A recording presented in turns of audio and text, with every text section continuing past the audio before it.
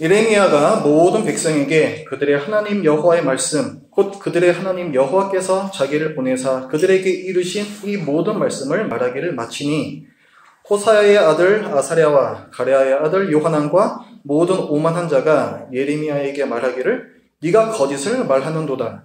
우리 하나님 여호와께서 너희는 애굽에서 살려고 그리로 가지 말라고 너를 보내어 말하게 하지 아니하셨느니라.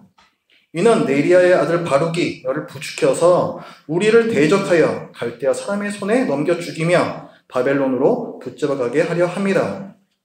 이에 가랴의 아들 요하난과 모든 군 지휘관과 모든 백성이 유다 땅에 살라 하시는 여호와의 목소리를 순종하지 아니하고 가랴의 아들 요하난과 모든 군 지휘관이 유다의 남은 자 곧 쫓겨났던 여러 나라 가운데에서 유다 땅에 살려 하여 돌아온 자 곧 남자와 여자와 유아와 왕의 딸들과 사령관 느부사라단이 사반의 손자 아히감의 아들 그들에게 맡겨둔 모든 사람과 선지자 예레미야와 네리야의 아들 바룩을 거느리고 애굽 땅에 들어가 다바네스에 이르렀으니 그들이 여호와의 목소리를 순종하지 아니함이로라. 아멘. 어린아이를 키우는 부모님들이나 아니면 또 어린아이들을 보육하는 유치원, 어린이집 교사분들께서 참 많은 힘든 일들을 감당을 하십니다. 근데 그 많은 어려움 중에서 하나가 아이들에게 밥 먹이는 일이에요. 영양을 다 이렇게 생각해가지고 고민을 해서 식단을 준비를 합니다. 그런데 이것을 아이가 잘 먹으면 좋은데 맛이 없다고 안 먹고 뭐 안 먹어본 거라고 안 먹고 먹질 않아요. 그렇다고 또 이 아이가 좋아하는 반찬만 줄 수도 없죠. 그렇게 하다가는 이 영양 불균형이 일어나서 이 아이가 제대로 자랄 수가 없기 때문에 그렇습니다. 예레미야서를 읽고 있노라면 이런 편식이 저는 생각이 나요. 듣기 좋은 말만 듣고 듣기 싫은 말은 이렇게 도리지를 하는 그런 아이가 생각이 납니다.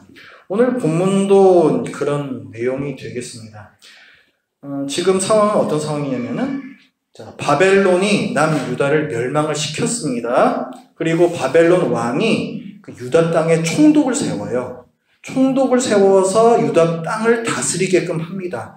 많은 사람들을 바벨론으로 포로로 끌어갔는데 정말 그 없는 사람들, 반역할 리가 없는 사람들만 그 유다 땅에다 남겨놔요. 그리고 그 사람들을 다스리라고 총독을 세워놓습니다. 그런데 이들 중에서 바벨론의 지배를 받는 것을 싫어하는 어떤 사람들이 이 총독을 암살해요. 그리고 백성 한 무리를 데리고 다른 곳으로 가려고 합니다. 오늘 본문에 보면 요하난이라고 하는 사람이 나오는데 이 요하난이라고 하는 사람하고 군대 지휘관들 몇 명이 이 소식을 듣고 지금 그 다른 곳으로 가려고 하는 그 사람들을 만나요. 그래서 그 사람들을 만나서 그 백성이 다른 곳으로 가지 못하게끔 백성을 설득해서 자기네들이 데리고 옵니다. 그럼 이제 이 백성들이 어디로 가야 되겠어요? 자기네들이 원래 살던 유다 땅으로 돌아가야 되겠죠. 그런데 이 요하난이라는 이 사람이 그렇게 하지 않고 이 백성들 데리고 애굽 땅으로 가려고 합니다. 왜 그러냐면은 겁이 나서 그래요. 지금 어떤 사람들이 이 총독을 죽였잖아요. 자, 이 총독은 바벨론 왕이 세운 사람이란 말이에요. 그러니까 바벨론 왕이 세운 총독을 죽였다는 것은 곧 바벨론에 대한 반역이 되는 거예요. 반란이죠, 반란. 근데 이것을 저지른 사람이 있는데 사실 요하나는 그 사람은 아니거든요. 오히려 그 사람에게서 백성들을 자기가 이제 다시 데리고 온 사람이죠. 그런데 그럼에도 불구하고 바벨론 왕이 분명히 화가 나서 이 유다 지역에 있는 사람들을 다 쓸어버릴 것이다. 이런 걱정이 든 거예요. 그래서 유다 땅으로 돌아가지 말고 안전한 애굽 땅으로 돌아가려고 합니다. 애굽 땅으로 가면 거기에서는 이제 이집트가 자기들을 안전하게 지켜줄 것이고, 이거 유다 땅에 남아있는 것처럼 어떤 굶주림에 시달리지 않을 것이고, 그렇게 될 거라는 계산을 한 거죠. 근데 사실 하나님께서는 한 번도 애굽으로 가라고 말씀하신 적이 없습니다. 오히려 지금 유다 땅에 남겨진 백성에게 내가 다시 심고 내가 다시 세울 것이다 라는 말씀을 주시면서 그곳에 남아 있으라고, 그곳에서 이 기간이 다 지나갈 때까지 평안히 살라고 그렇게 말씀을 하셨었어요. 그런데도 이들은 그 말씀을 듣지 않고 지금 애굽 땅으로 가려고 하는 것입니다. 참 재미있는 것이 이 사람들이 애굽 땅으로 가려고 하면서 그 와중에 또 예레미야 선지자에게 물어봐요. 하나님께서 이것을 기뻐하십니까? 좀 물어봐 주십시오. 이렇게 예레미야 선지자에게도 부탁을 해요. 그래서 예레미야가 기도를 합니다. 그리고 며칠 후에 하나님의 말씀이 예레미야에게 임해요. 그 말씀은 너희들이 애굽 땅에 가면 죽는다 였어요. 너희들이 애굽 땅으로 가면 바벨론이 애굽을 치게 될 것이다. 그래서 애굽까지도 다 망하고 너희도 다 죽게 될 것이다. 그러니 가지 말고 유다 땅에 머물러 있어라. 이렇게 하나님께서 말씀을 주셔요. 그런데 이 요하난과 이 백성 무리가 이 말을 듣고는 예레미야가 지금 거짓말한다라고 얘기를 합니다. 네가 하나님의 말씀을 제대로 전하지 않고 네 생각을 말하는구나.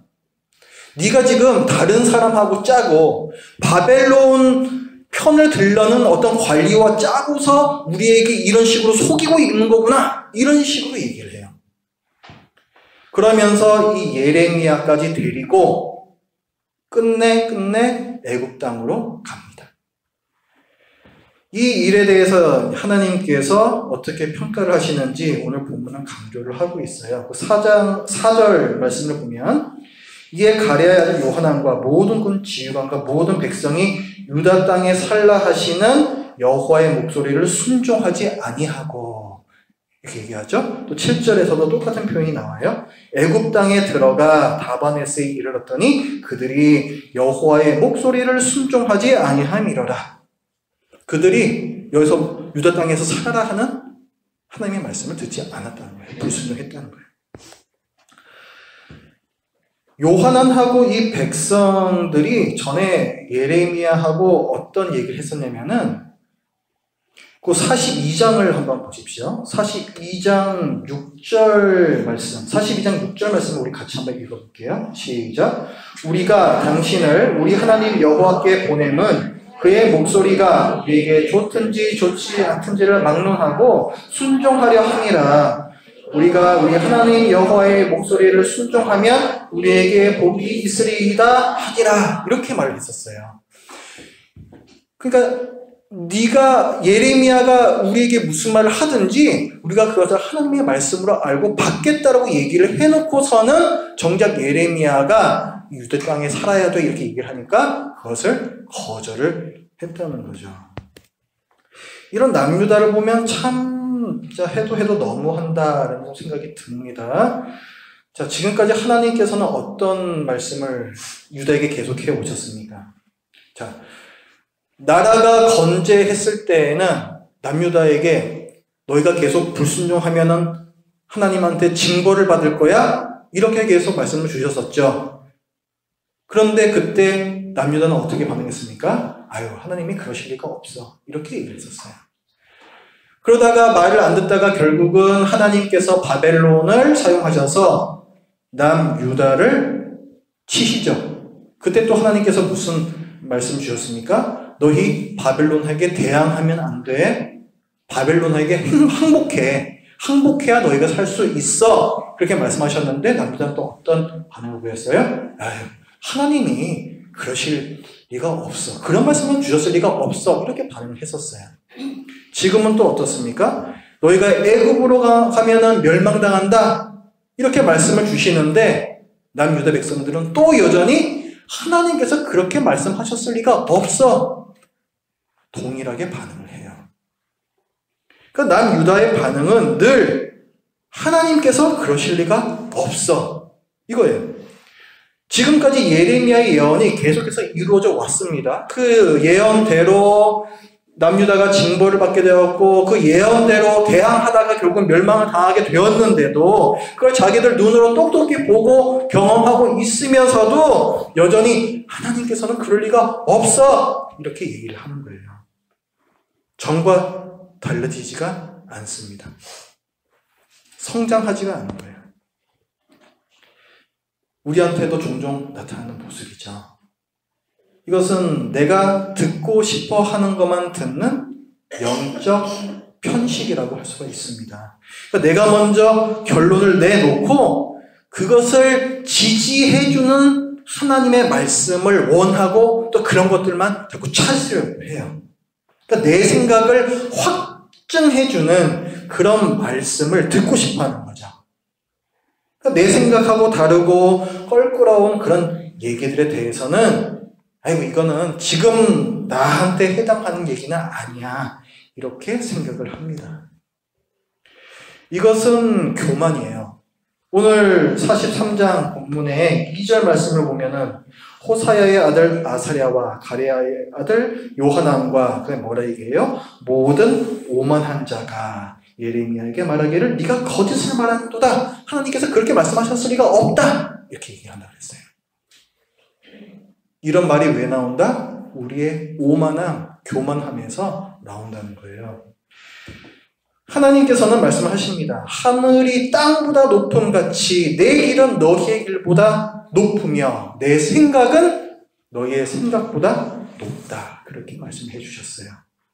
그러니까 하나님의 생각과 하나님의 방법은 우리가 헤아릴 수 없는 것인데 내가 겪는 상황을 내 생각으로 해석하고 내 방법으로 해결하고 그러면서도 나는 하나님께 불순종하는 게 아니야. 이게 하나님의 생각이요 방법이야. 이렇게 우기는 우리는 오만한 자들이며 또한 염치 없는 사람들이라고 성경은 말씀하고 있는 것입니다.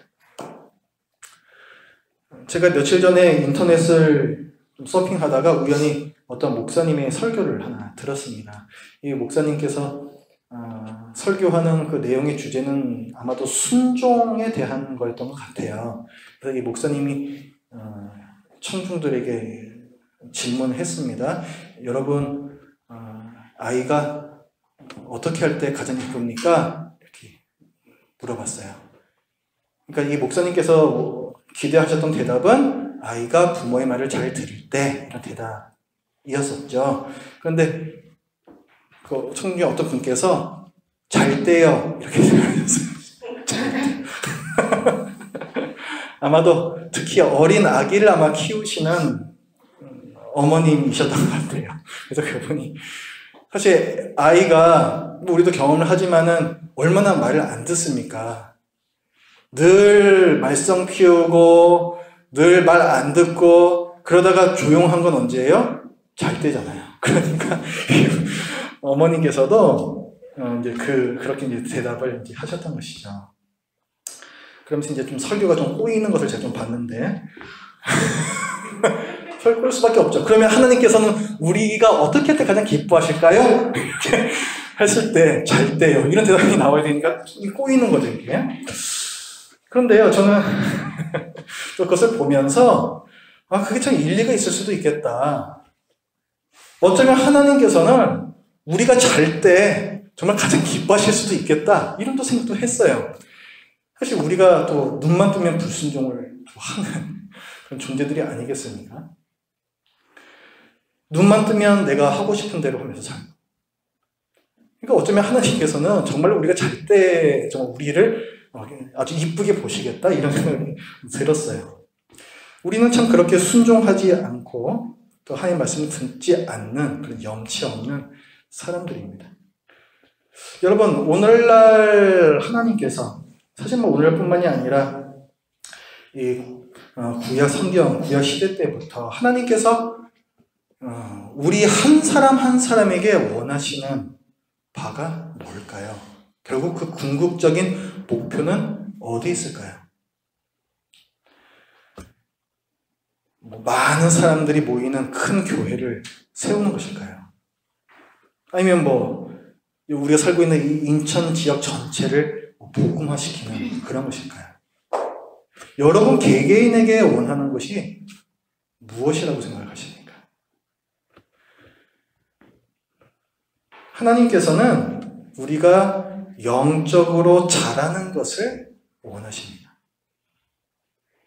우리가 신약 성경으로 좀 넘어가 볼게요. 에베소서 4장으로 가보겠습니다.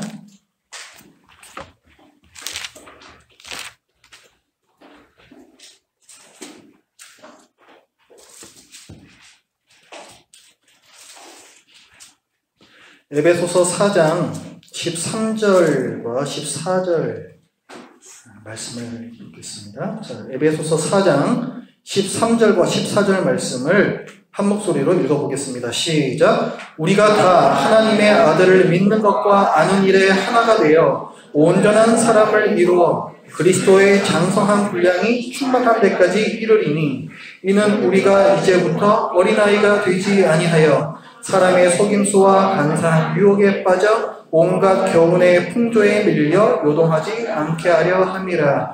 아멘. 자, 14절 말씀해 보니까 우리가 이제부터는 뭐가 되지 아니하여? 어린아이가 되지 아니하고, 또 13절에는 우리가 다 하나님의 아들을 믿는 것과 아는 일에 하나가 되어 온전한 사람을 이루어, 그 다음에 어떻게 된다고요? 그리스도의 장성한 분량이 충만한 데까지 이르니.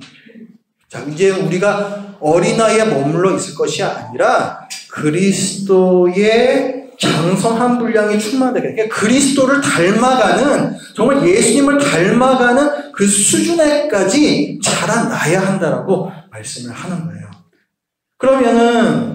그러면 이 성장의 목표라는 것은 결국 예수 그리스도가 될 것입니다. 그럼 도대체 우리가 어떻게 예수님을 닮아갈 수 있는가를 지금 이 말씀에서 또 밝히고 있어요. 13절에서 다시 보겠습니다. 우리가 다 하나님의 아들을 믿는 것과 아는 일에 하나가 되어, 그렇게 되었을 때 우리가 성장할 수 있다고 말씀을 해요. 우리가 아는 일과 믿는 일에 하나가 된다는 것은 우리가 믿는 바, 아는 바가 같아야 된다는 거예요. 우리가 믿는 일과 아는 일에 하나가 되라는 것은 이 사람은 이렇게 알고 저 사람은 저렇게 알고 이 사람은 이렇게 믿고 저 사람은 저렇게 믿고 이런 것이 아니라 우리가 정말 진리를 올바로 알아야 성장할 수 있다, 이것을 말하는 거예요. 그 다음에 15절 말씀도 같이 읽어봅니다. 시작. 오직 참된 것을 하여 범사에 그에게까지 자랄지라. 그는 머리니 곧 그리스도라. 머리 되신 그리스도께까지 자랄 수 있는 방법을 말하는데 오직 사랑 안에서 참된 것을 하여, 이렇게 말씀하죠. 그래서 참된 것을 하라 그랬을 때 참된 것이라는 것은 아까 우리가 봤던 그 아는 바와 믿는 바의 하나된 그 진리를 말하는 거예요. 이 진리를 그냥 알고만 있으래요? 아니죠. 사랑 안에서 참된 것을 하여, 이렇게 얘기하죠. 그러니까 지금 15절 말씀은요, 아까 그 13장 말씀에서는, 아니 14절 말씀에서는, 자, 13절이죠. 13절 말씀에서는 믿는 것과 아는 일에 하나 되는 것, 진리의 문제, 지식의 문제를 말했다면은 지금 15절에서는 사랑 안에서 그 진리대로 행하는 것, 사랑과 순종에 대해서 말씀을 하고 있어요. 그러니까 지금 우리가 그리스도께까지 자라는 그 원리, 그 세 가지를 말씀을 하고 있는 거죠. 첫 번째는 지식의 문제예요. 그렇죠? 진리를 알아야 되고, 두 번째는 뭐예요? 사랑의 문제요. 세 번째는 순종의 문제가 되는 것입니다. 지식의 문제, 지라고 할 수 있고, 사랑의 문제는 정, 우리 감정이라 할 수가 있고, 순종의 문제는 의, 우리 의지와 관련된 부분이죠. 지, 정, 의, 모든 면에서, 그러니까 전 인격적인 부분에서 우리가 예수 그리스도를 닮아가야만 한다는 거예요. 어느 한쪽도 제외돼서는 안 된다고 말씀을 하는 거예요. 그러니까 예수님을 닮은 사람으로 자라나기 위해서는 필수 영양소가 필요한데, 그 세 가지는 뭐다? 지식과 사랑과 순종이라고 말씀을 하고 있습니다. 여러분이 지금 편식하여서 부족한 영양소는 무엇입니까? 학교에서 배우신 분들이 있을 거예요. 최소량의 법칙이라는 것이 있습니다. 최소량의 법칙. 리비히라는 식물학자가 주장한 법칙인데요. 이건 뭐냐면은 식물이 자라기 위한 필수 영양소들이 있어요. 질소, 인산, 칼륨, 그 세 가지가 필수 영양소로 부르는 것들입니다. 그런데 이 필수 영양소들 중에서요, 어느 하나가 부족하면 다른 것들이 아무리 많아도 충분히 자랄 수가 없다는 거예요. 그러니까 필수 영양소 중에서 그 식물의 성장을 좌우하는 것은 넘치는 요소가 아니라 부족한 요소라는 거예요. 요거 아마 보시면은 더 기억이 나실 것 같아요. 학교 때 배운 거. 요거 그림 생각나세요? 요 통이 하나가 있죠. 이 통에다가 물을 부어요. 물을 붓는데 여기 보면은 요렇게 온전한 나무 널빤지가 있고 요런 데는 듬성듬성 좀 비었죠. 여기에다가 물을 부으면 어떻게 되겠습니까? 어디까지 차겠어요? 가장 짧은 나무 널빤지 여기까지만 물이 차겠죠? 여기 최소량의 법칙이에요. 그걸 설명해주는 하나의 좋은 그림입니다. 우리의 신앙생활에서도 이 최소량의 법칙이 있어요. 예수님을 닮아가기 위해서는 지식도 필요하고 사랑도 필요하고 또 우리의 순종도 필요합니다. 그것들 다 필수 영양소인데 그 중에 무엇 하나 부족하면 우리가 원래 자라야 하는 것은 그리스도의 장성한 분량이 충만한 데까지 이 통의 꼭대기까지 자라야 하는 것인데 거기까지 자라지 못하고 우리의 그 부족한 고기까지만 여기까지만 자라게 된다는 거예요.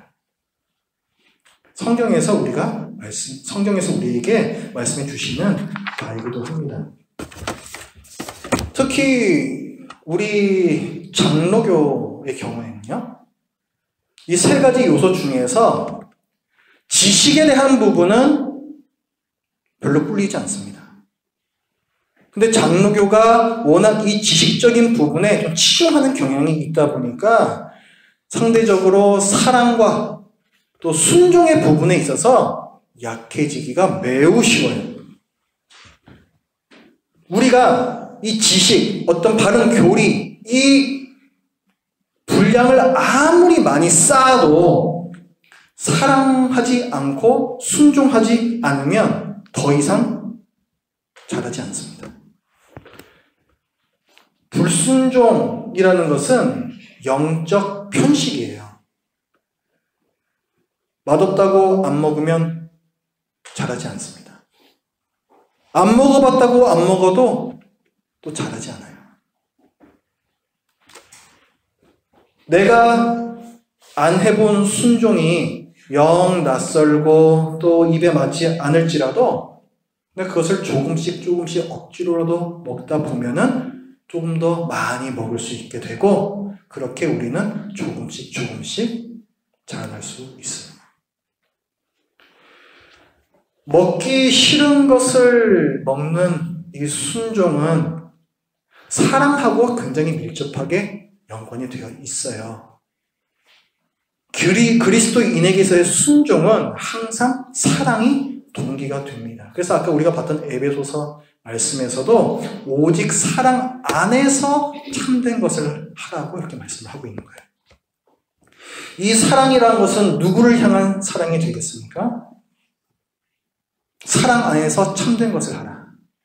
이 사랑은 하나님이 되었든 아니면 다른 사람이 되었든 항상 바깥을 향한 사랑입니다.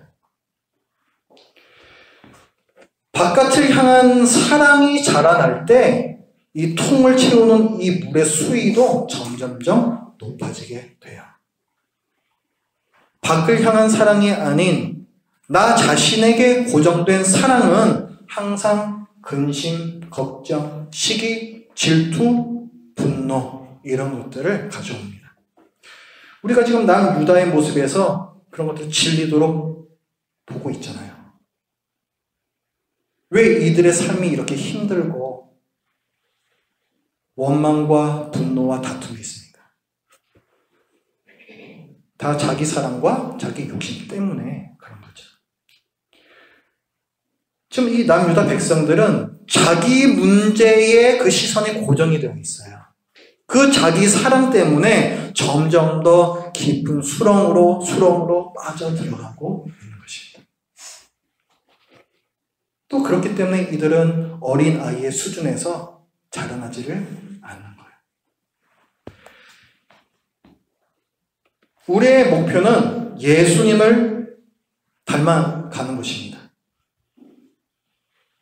여러분의 문제를 바라보지 마시고 다른 사람의 어려움을 돌아보려고 노력하세요. 내 마음에 그 사람의 어려움이 들어오면요, 그러면 그때 부담스러운 사랑이 생겨요, 마음 가운데에. 그리고 이 사랑이 자라나다가 어느 순간 그 부담감을 압도해 버립니다. 그러면서 나의 어떤 행동이 나오게 돼요. 그렇게 우리는 순종하는 것이고, 그렇게 순종하는 데까지 우리는 자랍니다. 그 과정 중에서 내 문제가 작아지는 거, 그거는 보너스예요. 해보신 분들은 알아요. 여러분, 예수님을 나는 믿는데 난 왜 늘 힘들고 왜 난 늘 우울할까 고민될 때가 있죠. 그게 왜 그러냐면은 지금 이 통에서 어딘가 지금 이가 빠져있기 때문에 그러는 거예요. 다른 교인들이 어떻게 살고 있는가 여러분들 주위를 둘러보셔요.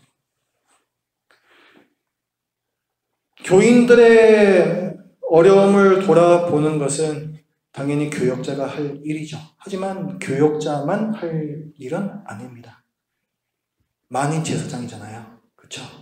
화평케 해야 하는 그 의무가 우리 모두에게 있습니다.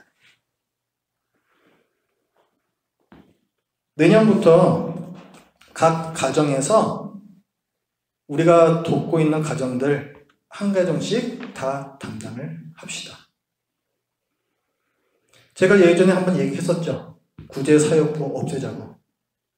그 기능을 최소화시키자고 제가 말씀드린 적이 있죠. 제가 설교 시간을 통해서도 여러분에게 참 많이 얘기했던 것 같습니다. 하나님 사랑과 이웃 사랑이 분리될 수 없다고. 하나님에 대한 사랑은 이웃 사랑으로 반드시 나타나야만 한다고 제가 그렇게 많이 얘기를 했던 것 같아요. 제 설교를 1년 넘게 들으신 분들은 모두 다 이 일에 참여해 주십시오. 우리는 이제 무엇을 해야 될지 알아요. 그것은 우리가 진리를 알고 있다라는 뜻입니다. 그 다음에 우리가 할 일은 무엇입니까? 사랑 안에서 참된 것을 하여 사랑 안에서 하는 것이 우리에게 이제 남겨져 있는 거예요. 그렇게 할 때에 우리는 그리스도에게까지 자라나는 것입니다. 다른 가정들을 도울 때 모든 물질적인 부분들은 다 교회 자원을 사용합니다. 그 부분에 대해서는 여러분들이 부담을 가지지 않으셔도 돼요. 여러분들이 가지셔야 할 부담은 여러분들의 시간과 또 여러분들의 마음을 나누어주는 거기에 대한 부담입니다. 잘 모르는 가정을 찾아가는 거는 사실 굉장히 부담스러운 일이에요. 저는 지금 한 4년째 이 일을 계속하고 있습니다. 그리고 오늘도 이제 가는데요. 여전히 부담스러워요. 하지만 저는 이 일이 부담스럽고 껄끄럽기 때문에 순종이라고 생각을 합니다. 저는 여러분 모두에게 예수님 닮은 자로 자라가고 싶다라는 열망이 있다고 믿어요. 함께 하셨으면 좋겠습니다. 그 여러분들이 혹시라도 이 일을 안 하시면은 제 마음이 굉장히 슬프고 힘들 것 같아요. 나는 이 강단에 서서 무엇을 하고 있는가? 나는 여러분과 함께 무엇을 하고 있는가? 그냥 뭐 말씀이나 얘기하고 그냥 듣기나 하고 성장은 전혀 이루어지지 않는 그런 목회를 나는 하고 있는 것인가? 혹시라도 저는 그런 자괴감에 빠질까 봐 두렵습니다. 같이 해주실 거죠? 감사합니다. 그리고 우리 선교비, 구제비 증액을 한번 좀 검토를 해봤으면 좋겠습니다. 우리 지금 일반 재정 예산이 지금 여유가 있어요. 지금 제가 계속 그 재정복을 유심히 보는데 수입하고 지출 부분이 지금 거의 한 똔똔 정도 됩니다. 대략 그 평균적으로 보면은. 근데 아마 우리가 선교비와 구제비를 좀 증액을 하게 되면은 그때부터는 매월 아마 마이너스가 될 거예요. 근데 그럼에도 불구하고 저희에게 또 지금 남겨져 있는 재정들이 있기 때문에 그거 우리가 남겨서 뭐 하겠습니까? 그거? 뭐 구워 먹을 거예요? 뭐 삶아 먹을 거예요? 뭐죠?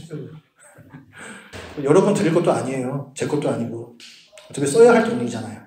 저는 예산이라는 거는 다 써야지 그게 제일 잘하는 거라고 생각하는 사람입니다. 그러니까 뭐 지금 있는 남아있는 잔액 뭐 다 소진할 때까지라도 뭐 우리가 좀 증액을 해가지고 좀 그렇게 가치 있게 좀 썼으면 좋겠어요. 여러분들도 뭐 저 혼자 결정할 수 있는 일은 아니니까요. 여러분들도 한번 생각을 해보시고 우리 다음 달에 그 재정 보고 사역 보고 할 때 좀 얘기를 좀 나눠봤으면 좋겠습니다. 고민 좀 해보셔요. 제 생각에는 20%, 5%씩 더 증액을 하면은 저희들이 아마 선교사 또 구제가정 아마 한 가정씩은 더 도울 수 있을 것 같아요.